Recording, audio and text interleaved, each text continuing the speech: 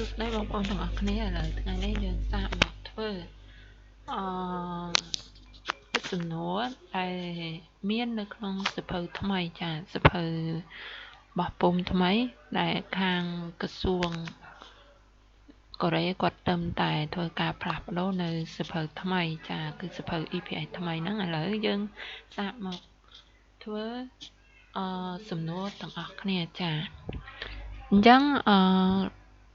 ឥឡូវនេះខ្ញុំសូមចូលទៅដល់សំណួរយើងចាសំណួរយើងអញ្ចឹងមុនទៅដល់សំណួរគឺយើងត្រូវមើល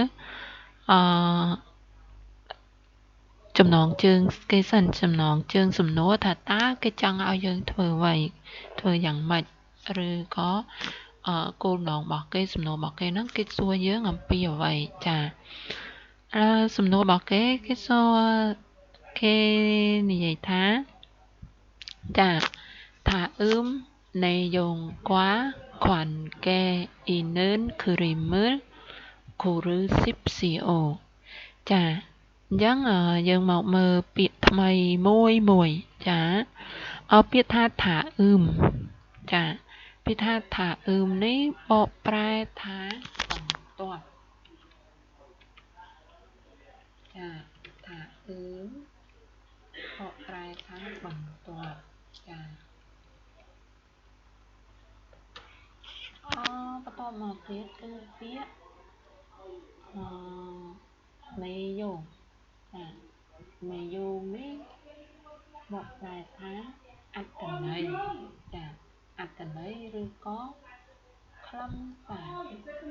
ចាមេយងបកប្រែថាអត្ថន័យឬក៏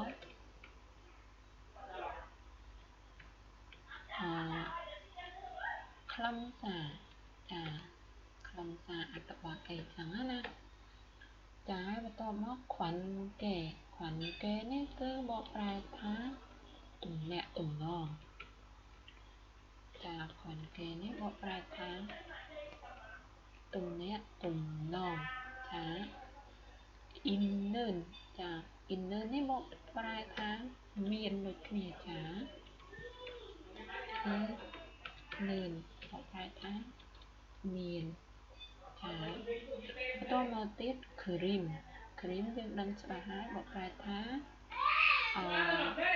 រូបភាពចា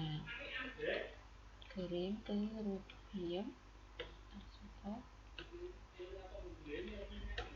ចាបន្តមកទៀតកូរឺស៊ីបស៊ីអូនេះបកប្រែថាសូមជ្រើសរើសចាកូរឺដាបកប្រែថាជ្រើសរើសដល់ពេលស៊ីបស៊ីអូសូមចាកូរឺស៊ីបស៊ីអូសូមជ្រើសរើសចាសូមជ្រើសរើសចាអញ្ចឹងថាបន្ទាប់នេយងអត្ថន័យខ្វាន់កែទំនាក់ទំនង inner មាន cream រូបភាពគូរឺស៊ីបស៊ីអូសូមជ្រើសរើសចាអញ្ចឹងត្រឡប់មកជាមួយនឹងសំណួររបស់យើងវិញអញ្ចឹងយើងបកសរុបថាNe용 quá khoản ke inen krimel kuru sipsio ចាអញ្ចឹងពេលយើងបកប្រែពីខាងនេះសូមជ្រើសរើសរូបភាពដែលមានទំនាក់ទំនងជាមួយនឹង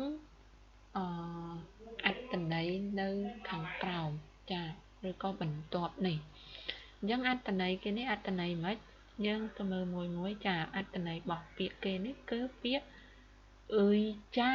អ៊ីមនីដាចាអញ្ចឹងអានេះគឺជាអត្ថន័យរបស់គេអញ្ចឹងគេឲ្យយើងជ្រើសរើសមើលរូបភាពចារូបភាពដែលត្រូវជាមួយនឹងអត្ថន័យនេះចាអញ្ចឹងរូបភាពដែលត្រូវអត្ថន័យនេះទី1ចាអ៊ុយចាទី1នេះភាសាកូរ៉េអានថាអ៊ុយចាអ៊ុយចានេះបកប្រែថាកៅអីទី2ឆេកសាំងចាទី2ឆេកសាំងចាទាំងអស់គ្នាដឹងហើយខ្ញុំសរសេរនេះរៀងពិបាកមើលចាទី ភាសាកូរ៉េអានថាឈឹមតែចាអញ្ចឹងខ្ញុំសូមសរសេរតែរូបភាពទី1ភាសាកូរ៉េចាចាទី2 check sang ទី3ឈឹមតែចាឈឹមតែទី4អូចាអូចាអញ្ចឹងទី1ចាអូខេអញ្ចឹងសរុបមកវិញចម្លើយសំដៅរូបភាពដែលត្រូវជាមួយនឹងចម្លើយរបស់យើងគឺស្ថិតនៅលេខរៀងទី1ចាចាបន្តមកទៀតយើងមកមើលចំនួនបន្ទាប់គេថាថើមឋានណចាថាចាឋានណquảng kể nên có sướng mỏ sinh lý cảចាវ៉ានេះគឺបកប្រែថានឹងឬក៏ហើយចាហើយនឹងអញ្ចឹងថើមឋានណវ៉ាខំកែនឹងកត់សើមកសិនិកាគេថាតាពាក្យសំដៅថើមឋានណវ៉ាខំកែនឹងកត់សើមកសិនិកាតាពាក្យបន្ទាប់ដែលមានទំនាក់ទំនងគឺជាអ្វីចាតើពាក្យបន្ទាប់ដែលមានទំនាក់ទំនងជាមួយគ្នានឹងគឺជាអ្វីអញ្ចឹងពាក្យបន្ទាប់មកពាក្យបន្ទាប់នេះវាទីនេះនៅក្នុងកន្លោនេះគេដាក់ថាសូផាចាសូផាហ្នឹងបកប្រែថាសាឡុងចាបកប្រែថាសាឡុងអញ្ចឹងយើងមកមើលពាក្យដែលវាជាដៃគូនឹងគ្នាដែលមានទំនាក់ទំនងនឹងគ្នាជាមួយខេចលចាខេចលនេះបកប្រែថារដូវរំហើយរដូវត្រជាក់រដូវក្តៅរដូវស្លឹកឈើជ្រុះហ្នឹងហើយទាំងអស់នេះគេអានថាខេចលបន្តមកទៀតទី2ពាក្យទី2របស់យើងបកប្រែថាណារ៉ាស៊ីចាអានថាណារ៉ាស៊ីបកប្រែថាអាកាសធាតុចាពាក្យទី3របស់យើងអានថាខាគូចាខាគូនេះបកប្រែថាគ្រឿងសង្ហារឹមពាក្យទី4របស់យើងអានថាឈីមីបកប្រែថាចំណង់ចិត្តចាអញ្ចឹងឥឡូវយើងដឹងពាក្យអត្ថន័យមួយរួចមកហើយអញ្ចឹងយើងមើលថាតើពាក្យសូផានេះវាស្ថិតនៅក្រុមពាក្យមួយណាចាអញ្ចឹងពាក្យសូផានក្រុមរបស់វាឬក៏ពាក្យដែលមានទំនាក់ទំនងជាមួយវាហ្នឹងគឺខាគូចាខាគូបកប្រែថាគ្រឿងសង្ហារឹមចាអញ្ចឹងសូផាហ្នឹងសាឡុងអញ្ចឹងវាស្ថិតនៅក្នុងក្រុមគ្រឿងសង្ហារឹមចាអញ្ចឹងសំណួរទី2ចម្លើយដែលត្រឹមត្រូវគឺនៅចម្លើយទី3ចាអញ្ចឹងយើងមកមើលចំនួនបន្ទាប់ទៀតចាសំណួរទី3គេសួរយើងឬក៏គេឲ្យយើងធ្វើអីអញ្ចឹងយើងសូមមើលសំណួរទាំងអស់គ្នាគេថាជុងមីតជូលឈិនភូពូនីម៉ានឺននុនចាំងើខូរូស៊ីបស៊ីអូចាថានេះយើងដឹងហើយបកប្រែថាបន្ទាប់ជុងនេះបកប្រែថាក្នុងចំណោមមីតជូលនេះបកប្រែថាខ្សែបន្ទាត់ខាងក្រោមចាអញ្ចឹងមានន័យថាកន្លែងនេះគេគូសបន្ទាត់នៅខាងក្រោមឈិននេះបកប្រែថាទំនាក់ទំនងជិតស្និទ្ធចាម៉ាន់នឿននេះបកប្រែថាត្រឹមត្រូវមុនចាំងនេះបកប្រែថា clear កូរីស៊ីបស៊ីអូសូមជ្រើសរើសអញ្ចឹងគេថាថើមជួងវិជូឈិនភូពូនីម៉ាននឿនមុនចាំងកូរីស៊ីបស៊ីអូអញ្ចឹងគេថាសូមជ្រើសរើសប្រយោគដែលត្រូវជាមួយនឹងពាក្យដែលគូសបន្ទាប់ក្នុងចំណោមខាងក្រោមចា Dân cái thơ ở đối với thàn trẻ ở đó dân mơ chúng nói cái ngôi bỏ kế chà 방에 옷장가 없어요. 자, 이제가 cái khả này chẳng phẳng một bài thá mình tục đọc về phẳng ế nó mình tục ốt trắng khả chẳng ốt trắng như đang hái phía ở một bài thá tu đại trình lệ bằng vẹn chẳng khả này cứ chia bon và sạp đại pra chỉ mùi niếm ọt chừng chà đại pra chỉ mùi nằm niếm ọt chừng còn tai nơi cái này ốt trắng này miên chứng cứ dân pra chỉ mùi nằm bon và sạp y chàเราไปกระดาษพังเนี่ยอดจังก็ออกสอยอยู่ยังในเครื่องบรรทุกคือมันเวียนสำตู้ดักสำเร็จของแปะเตะยังสำหรับมาเว้นคือไก่นี่คือจะจำลายได้ขอไอชาคือเวียมันtrầm trời tế là xa tại ột trăng nít kia mình trời ban ra chùm hồi nắng bò và sắp khả tề chà chẳng nên tao bình tọa nhưng mà mớ sùng đồ tivi bỏ dần cái đó 저는 농부 이 아니에요. 자, 농부는 뭐랄까? 깍스꺼. 자, 깍스꺼. 아니에요. 아니에요는 cứ chưa tùm rùng bắt để xài chẳng bộ bài thá cứ mình mền nông tuấn y ní dân đăng hái thao vía cứ chia bo và sạp đại pra cho mùi niếm đây mình chạm đây ở niếm được thấy mình chạm việc nó cứ chia vật thiền lại đọc đắp đây càng ngũ nữ đấy nó phải dùng còn đây y ní cứ pra cho mùi nằng niếm đây mình cho đói chun chừng nè trà nơi khẳng cào dân cái ní đồn phu bò dương nơi tí ní cứ mình chọc đói sạch dân niêm đây mình chọc đói sạch dân trời pha cho mùi bò và sắp khà dân cái ní nông phu bò dương cứ mình chọc đói sạch dân cứ mình trời pha cho mùi y tê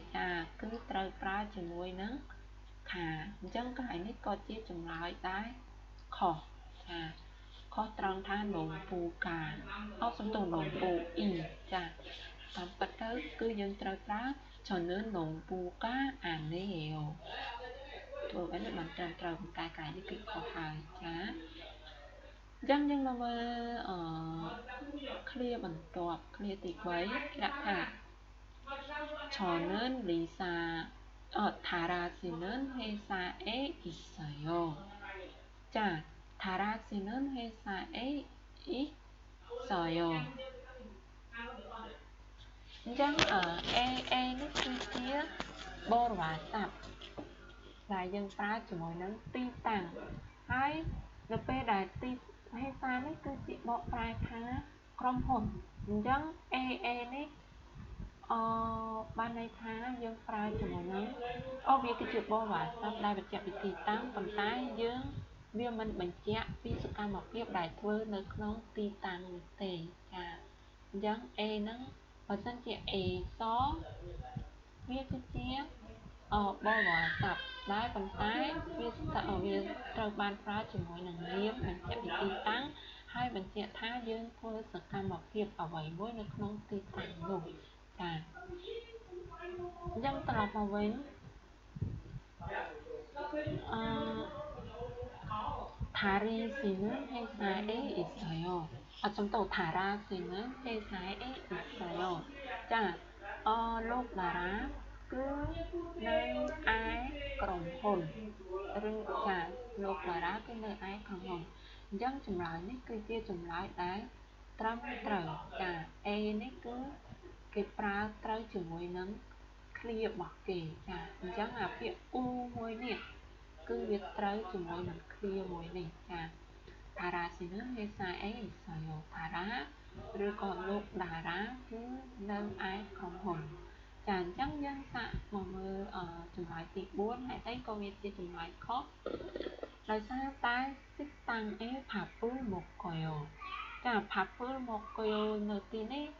cứ bình chạm vì sự cam một việc đại quát ផាពើមកកយោនេះបកប្រែថាហូបបាយចាអញ្ចឹងសិកតាំងអេផាពើមកកយោអញ្ចឹងបើសិនជាយើងបកប្រែនៅទីនេះថាសិកតាំងអេផាពើមកកយោហូបបាយនៅឯសិកតាំងអញ្ចឹងហូបបាយនេះគឺគាត់បញ្ចេញសកម្មភាពចាំសកម្មភាពអញ្ចឹងគាត់មានសកម្មភាពអញ្ចឹងបើសិនជាគាត់មានសកម្មភាពនៅក្នុងសិកតាំងនេះគឺយើងមិនអាចប្រើតែ A មួយគត់បានទេណាយើងអត់ត្រូវប្រើជាមួយ A នេះមួយទេគឺយើងត្រូវប្រើពាក្យ A សចា A ស you should clean sit down A ស paper មកកយោនេះគឺបានត្រូវចាyou should clean sit down A សុំតោះ sit down A សចា paper មកកយោបែបនេះបានត្រឹមត្រូវប៉ុន្តែបើគេដាក់ថា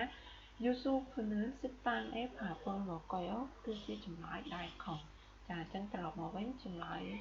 ទី3គឺជាចម្លើយដែលត្រឹមត្រូវចាប្រយោគទី3អញ្ចឹងយើងសូមមកមើលសំណួរបន្ទាប់របស់យើងសំណួរបន្ទាប់របស់យើងគេដាក់ថាក្បាលសំណួរគេចាសូមមកអានទៅលើក្បាលសំណួរទាំងអស់ដើម្បីឲ្យដឹងន័យថាគេឲ្យយើងធ្វើអ្វីដើម្បីងាយស្រួលយើងរកចម្លើយឲ្យត្រឹមត្រូវចាចឹងពាក្យនេះភិនខាននេះបកប្រែថាចំតានេះនេះហើយគឺជាភិនខានគឺជាចង្កត់ទទេត្រខាល់ហ្នឹងបានន័យថាដែលនឹងដាក់ឬក៏ដែលនឹងដាក់ចូលខាចាំងនេះបំផុតឬក៏ជាងគេអាល់ម៉ាជឿននេះគឺដឹងដែលត្រឹមត្រូវអាល់បកប្រែថាដឹងម៉ាត់ត្រឹមត្រូវចាកត់នេះបកប្រែថារបស់គោឬស៊ីបស៊ីអូសូមជ្រើសរើសចាឥឡូវយើងសម្រាប់ពាក្យមួយរួចហើយឥឡូវយើងមកបកពាក្យប្រយោគនឹងទាំងមូលគេថា Pinkanet ត្រខាខាចាំងអាល់ម៉ាជឿនកត់សើគោឬស៊ីបស៊ីអូគេថាសូមជ្រើសរើសពាក្យដែលត្រឹមត្រូវបំផុតដើម្បីបំពេញចូលទៅចន្លោះទទេនេះចាអញ្ចឹងដើម្បីយើងរើសពាក្យដែលត្រឹមត្រូវបានអញ្ចឹងយើងសូមមកមើលពាក្យរបស់យើងសិនថាពាក្យទី1មានន័យថាម៉េចទី2ន័យថាម៉េចទី3ន័យថាម៉េចទី4ន័យថាម៉េចចាពាក្យ coffee shop នេះបកប្រែថាហាងកាហ្វេភ័ណ្ឌអើយចំបកប្រែថាផ្សារភ័ណ្ឌអើយចំនេះវាជាផ្សារ24ម៉ោងចាម៉ាត24ម៉ោងចាយើងអាចបកប្រែថាម៉ាត24ម៉ោងឧឈិគុកនេះបកប្រែថាប្រៃសណីយ៍ចាកន្លែងផ្ញើអីវ៉ាន់ឬក៏កន្លែងផ្ញើសំបុត្រនិយមស៊ីលទីនេះបកប្រែថាហាងកាត់សក់ចាហាងកាត់សក់ចាយើងដឹងពាក្យទាំងអស់ហើយអញ្ចឹងយើងសូមមកមើលឃ្លារបស់យើងទាំងមូលហ្នឹងថាតើគេចង់បានន័យថាម៉េចគេឲ្យយើងជ្រើសរើសពាក្យមួយណាចាអញ្ចឹងពាក្យមួយណាដែលត្រូវជាមួយនឹងឃ្លារបស់យើងចាម៉ូរីនេះបកប្រែថាក្បាលណមូបកប្រែថាណាស់ខីរយោបកប្រែថាវែងចាម៉ូរីកាណមូខីរយោអញ្ចឹងម៉ូរីកាណមូខីរយោទីនេះយើងមិនអាចបកប្រែថាក្បាលវែងណាស់បានទេអញ្ចឹងកន្លែងនេះគឺសំដៅទៅលើសក់ចាអញ្ចឹងម៉ូរីកាណមូខីរយោបកប្រែថាសក់វែងណាស់ចាសក់វែងណាស់អញ្ចឹង nail ថ្ងៃស្អែក mori ឬសក់ចាឬរមានបំណងកាត់ e ខាល់កយយោ A នេះគឺជាឈ្មោះសំទោសជាបុលវ៉ាស័ព្ទហើយវានៅចិត្តឈ្មោះទីតាំងចាមានន័យថាវាជាទីតាំងខាល់កយយោនឹងទៅអញ្ចឹងពាក្យអ្វីដែលត្រូវបើយើងសាកបំពេញថា copy សុំ A Morika no mo Kiroyo 내일 머리를 자르러 커피숍에 갈 거예요. អញ្ចឹងយើងបកបើសិនជាយើងជ្រើសរើសយកពាក្យទី1មកបំពេញចន្លោះអញ្ចឹងសាករបស់ ប្រែតំណគ្នាថាសក់ខ្ញុំវែងណាស់ស្អែកខ្ញុំនឹងទៅហាងកាហ្វេដើម្បីកាត់សក់អញ្ចឹងចាវាអត់ត្រូវទេគឺយើងទៅកាត់សក់មិនដែលថាទៅហាងកាហ្វេទេចាគឺទៅហាងផ្សេងមួយទៀតដែរអញ្ចឹងទីនេះចម្លើយដែលត្រឹមត្រូវគឺចម្លើយទី4ចា Morika no mu kiraya neil mori를 자르러 미용실에 갈 거예요 ចាសក់ខ្ញុំវែងណាស់អញ្ចឹងស្អែកខ្ញុំនឹងទៅហាងកាត់សក់ដោយសារតែមានបំណងកាត់សក់ចាអញ្ចឹងយើងបកប្រែបែបនេះគឺវាឆ្កងណាស់អញ្ចឹងគឺថាខ្ញុំមានសក់វែងណាស់ស្អែកខ្ញុំនឹងទៅហាងកាត់សក់ដើម្បីកាត់សក់ចាគឺចម្លើយត្រឹមត្រូវគឺនៅទី4ចាអរគុណទាំងអស់គ្នាអញ្ចឹងថ្ងៃនេះយើងរៀនដល់មេសំណួរទី4សិនបន្ទាប់មកវីដេអូបន្ទាប់ខ្ញុំនឹងបង្រៀននិងប្រាប់ពីចម្លើយនៅក្នុងសំណួរទី5ចាអរគុណទាំងអស់គ្នាសូមអ្នកទាំងអស់គ្នាអានដូចជាចំណាយពេលរៀនដោយយកចិត្តទុកដាក់ដើម្បីជាប់នៅក្នុងភាសារបស់យើងចា